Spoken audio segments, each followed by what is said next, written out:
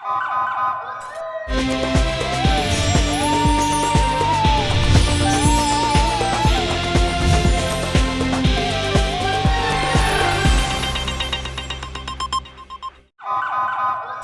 पहले नजर डालते हैं अब तक की बुलेटिन।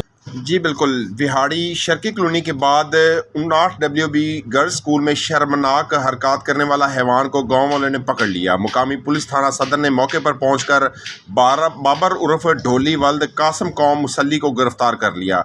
बाबर ढोली की चंद दिन पहले शर्की कॉलोनी में एक वीडियो वायरल हुई थी जिसमें वो कोठियों पर काम करने वाली नौकरानियों को देखकर हरासा करने के लिए सरेआम गली में मश्तजनी करता है।